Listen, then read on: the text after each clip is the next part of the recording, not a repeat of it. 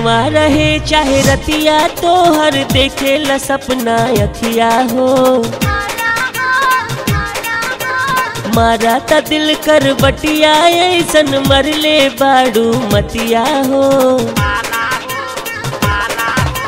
दिनवा रहे चाहे रतिया तो हर देखे ला सपना अखिया हो। मारा ता दिल कर बटिया ऐसन मरले बाड़ू मतिया हो।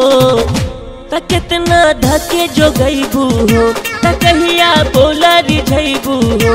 त आजू साने दलब के आटा ऊपर मन भइल बालाटा। आजू साने दलब के आटा ऊपर मन भइल बालाटा। जब ढपले बाटे दुपट्टा ऊपर मन भइल बालाटा।